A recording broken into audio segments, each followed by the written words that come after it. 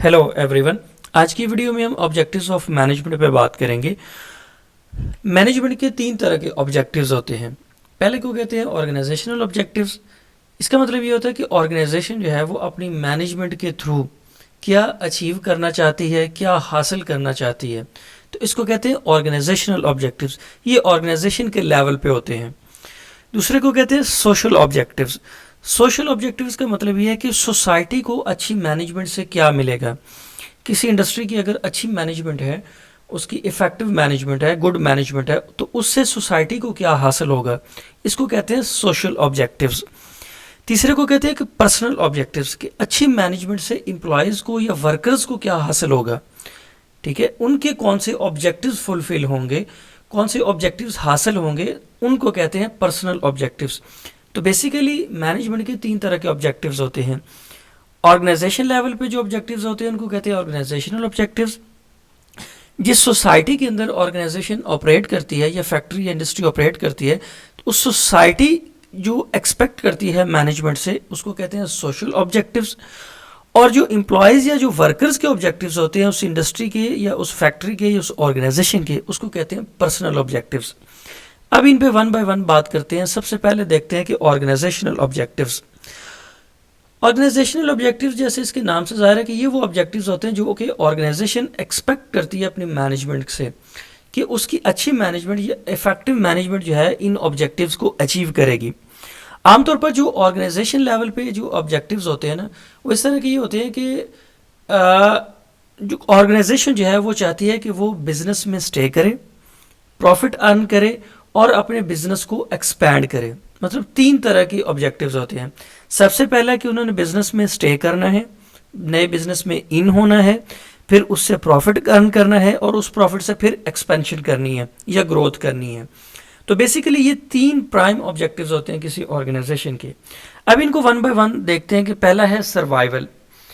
Survival का मतलब ये है कि जब नई कोई इंडस्ट्री बनती है या कोई नई ऑर्गेनाइजेशन बनती है, तो जब वो मार्केट में आती है ना, तो उसको बहुत कंपटीशन का सामना करना पड़ता है।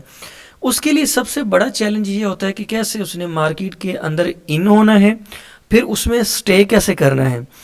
बिकॉज कोई नई इंडस्ट्री या नई फैक्ट्री जो है या कोई नई ऑर्गेनाइजेशन मार्केट के अंदर आती है, तो उसके कस्टमर्स की तादाद बहुत कम होती है, जबकि उसको एक बड़े कंपटीशन का सामना करना पड़ता है। बिकॉज उसके इर्द गिर्द जो कंपेटिटर्स हैं वो बहुत ज़्यादा होते हैं और वो कंपेटिटर्स बहुत पावरफुल होते हैं, बिकॉज वो बहुत अरसे से उस बिज़नेस में इन्वॉल्व होते हैं।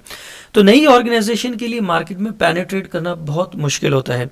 यही सबसे अहम मरला होता है किसी भी ऑर्गेनाइजेशन के लिए, जिसको सर्वाइवल का नाम देते हैं, कि उसे मार्केट के अंदर सर्वाइव करना है। और अगर मैनेजमेंट अच्छी नहीं होगी तो नई ऑर्गेनाइजेशन के लिए सर्वाइवल बहुत मुश्किल हो जाएगा। और अगर नई ऑर्गेनाइजेशन जो है वो सर्वाइव नहीं कर पाती मार्केट के अंदर, तो ऐसी सूरत में क्या होगा कि उनकी सारी की सारी इन्वेस्टमेंट डूब जाएगी, उनका बिजनेस क्लैप्स कर जाएगा। तो पहला काम क्या होता है नई ऑर्गेनाइजेशन के लिए, नई कंपनी के लिए, कि उसने मार्केट के अंदर पेनिट्रेट करना है, मार्केट में इन होना है, कंपटीशन में इन होना है और फिर कंपटीशन में सस्टेन करना है। इसको कहते हैं सर्वाइवल, कि उसे अपनी बका की जंग लड़नी है, उसे मार्केट के अंदर रहना है। ठीक है, जब वो सर्वाइव कर लेगी तो फिर अगला स्टेप आता है प्रॉफिट।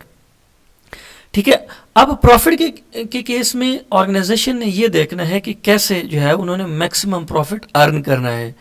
ठीक है, और मैक्सिमम प्रॉफिट कैसे अर्न होता है कि जब आपकी इनपुट मिनिमम होंगी और आउटपुट मैक्सिमम होंगी, तो उससे आपका प्रॉफिट बढ़ेगा, उससे आपको मैक्सिमम प्रॉफिट मिलेगा। जब आप मिनिमम रिसोर्सेज को कंज्यूम करके मैक्सिमम आउटपुट लेंगे, मैक्सिमम प्रोडक्ट्स बनाएंगे, तो उससे आपका प्रॉफिट जो होगा वो मैक्सिमम होगा।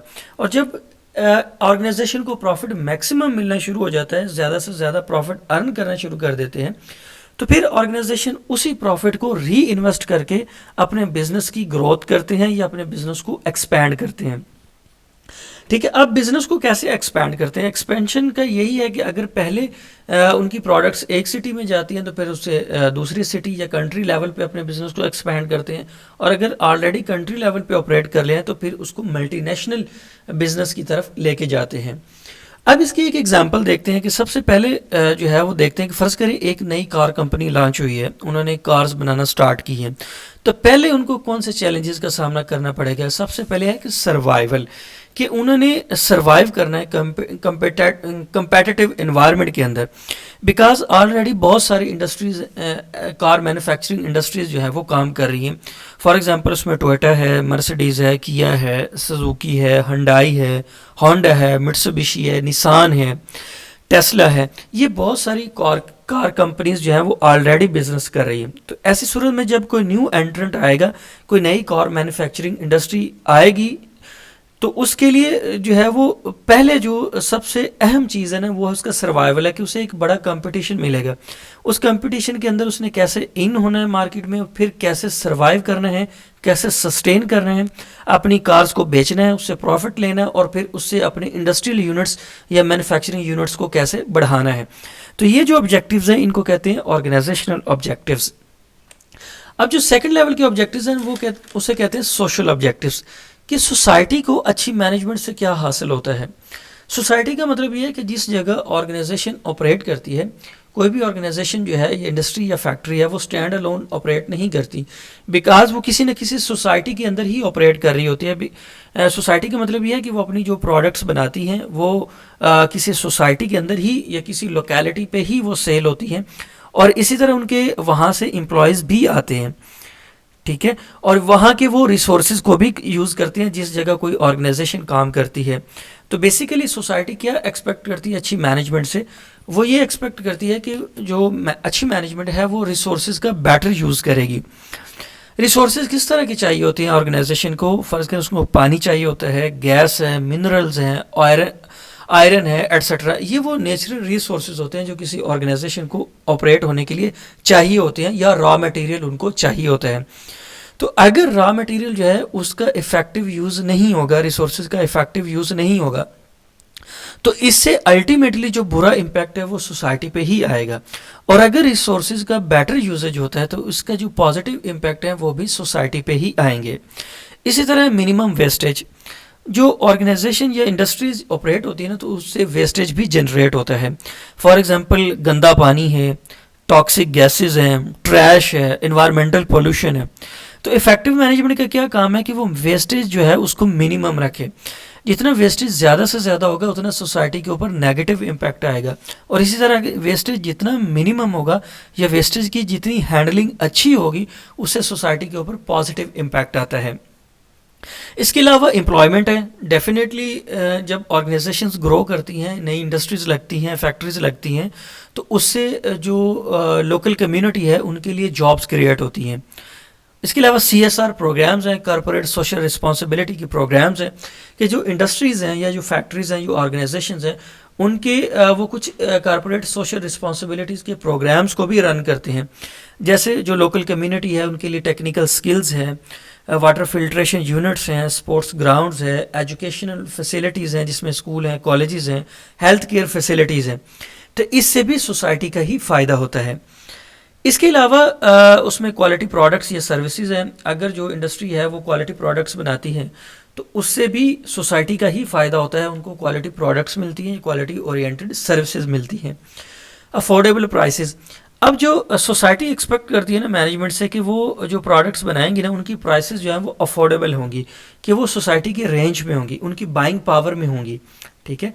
तो ये ऑब्जेक्टिव जो थे इनको कहते हैं सोशल ऑब्जेक्टिव, जो सोसाइटी एक्सपेक्ट करती है मैनेजमेंट से। अब जो तीसरे किस्म के ऑब्जेक्टिव्स हैं ना, इसको कहते हैं पर्सनल ऑब्जेक्टिव्स। ये उन वर्कर्स या मुलाजमीन के या एम्प्लॉयज़ के ऑब्जेक्टिव्स होते हैं जो ऑर्गेनाइजेशन के अंदर काम करते हैं, कि वो मैनेजमेंट से क्या एक्सपेक्ट करते हैं, वो मैनेजमेंट से क्या चाहते हैं। सबसे पहला ये है कि एम्प्लॉयज़ ये चाहते हैं कि रिस्पेक्टफुल वर्क प्लेस इन्वायरमेंट जो है वो रिस्पेक्टफुल हो। रिस्पेक्टफुल का क्या मतलब है कि जो कंसर्न्स हों या डिस्प्यूट हों या कन्फ्लिक्ट्स हों उनको रिस्पेक्टफुली हैंडल किया जाए, और रिस्पेक्टफुली एम्प्लॉयज़ को ट्रीट किया जाए। उनके की जो सेल्फ रिस्पेक्ट है उसको कंप्रोमाइज़ ना किया जाए, उनकी जो ईगो है उसको हर्ट ना किया जाए, ठीक है। एक रिस्पेक्टफुल वर्क इन्वायरमेंट होगा तो उससे एम्प्लॉयज़ की प्रोडक्टिविटी या एफिशिएंसी इंक्रीज़ होती है। इस तरह एम्प्लॉयज़ जो है वो बेटर वेजेस चाहते हैं, बेटर कॉम्पनसेशन चाहते हैं, जो वो अपनी सर्विसेज देते हैं, जो वो अपनी एफर्ट्स लगाते हैं उसके अगेंस्ट वो अच्छी सैलरी और अच्छे इंसेंटिव्स चाहते हैं मैनेजमेंट से। इसके अलावा वो अपनी ट्रेनिंग एंड डेवलपमेंट भी चाहते हैं कि जो लेटेस्ट इंफ्रास्ट्रक्चर आता है इंडस्ट्री के अंदर या लेटेस्ट टेक्नोलॉजी के साथ उनको ट्रेनिंग चाहिए होती है ताकि वो अपनी स्किल्स को इम्प्रूव कर सकें, रिफ्रेशर कोर्सेज करवाए जाएं और उनकी स्किल को इंक्रीज़ किया जाए ताकि उनकी डेवलपमेंट भी हो। बिकॉज अगर आप एम्प्लॉय से एक ही तरह का काम और एक ही तरीके से लेते रहेंगे तो वक्त के साथ वो इन चीज़ों से बोर हो जाते हैं, इससे उनके अंदर इम्प्रूवमेंट नहीं आती है। बल्कि आप अगर उनको लेटेस्ट टेक्नोलॉजी के साथ, लेटेस्ट ऑपरेटर्स या लेटेस्ट इंफ्रास्ट्रक्चर के साथ फेमिलियर करते रहेंगे, उनको ट्रेनिंग दिलवाते रहेंगे तो उससे उनकी सेल्फ डेवलपमेंट भी होती रहेगी। इस तरह परफॉर्मेंस अप्रेजल है। परफॉर्मेंस अप्रेजल का मतलब ये है कि उनकी परफॉर्मेंस को एक्नॉलेज किया जाना चाहिए। अगर कोई वर्कर अच्छा काम करता है, कोई एम्प्लॉय अच्छा काम करता है तो उसके काम को एक्नॉलेज किया जाना चाहिए और उसके अगेंस्ट उसको रिकग्निशन मिले, उसको इंसेंटिव्स मिले या उसको बोनसेस या रिवॉर्ड्स मिलने चाहिए। इस तरह सोशल नीड्स, ये हर एक एम्प्लॉय की ज़रूरत होती है। वो ये चाहता है कि वो अपनी सोशल रिकग्निशन हो, उसकी सोशल नीड्स होती हैं। बिकॉज वो अपने फ्रेंड्स बनाना चाहता है, रिलेटिव्स में वो इन रहना चाहता है, अपने सोशल सर्कल को बेहतर करना चाहता है, वो पार्टीज़ को एंजॉय करना चाहता है, अपने लिविंग स्टैंडर्ड को बेहतर करना चाहता है। तो ये सारी चीज़ें कैसे मिलेंगी? ये सारी चीज़ें तब मिलेंगी जब उसकी सैलरी अच्छी होगी, उसकी इंसेंटिव्स अच्छे होंगे, उसकी अच्छी कंपनसेशन होगी, उसकी सर्विसेज की, उसकी एफर्ट्स की, या उसकी डेवलपमेंट भी होती रहेगी। डेवलपमेंट का मतलब ये है कि वो अगर एक पोजीशन पे उसकी अपॉइंटमेंट हुई है तो उसकी प्रमोशन होती रहेगी और वो ऑर्गेनाइजेशन के अंदर उसकी ग्रोथ होगी, ठीक है, उसका रैंक अपग्रेड होगा, उसकी सैलरी में इंक्रीज़ होगा, उसके इंसेंटिव्स बढ़ेंगी, उसको जो फैसिलिटीज़ मिलती हैं वो इंक्रीज़ होगी। तो इससे क्या होगा, उससे उसका लिविंग स्टैंडर्ड बेहतर होगा, सोशल सर्कल इंप्रूव होगा। तो ये सारी चीज़ें जो है ये एम्प्लॉयज़ या वर्कर्स चाहते हैं अपनी मैनेजमेंट से। इन ऑब्जेक्टिव्स को कहते हैं personal objectives. I hope you understand my point. Please subscribe my channel. Thank you very much.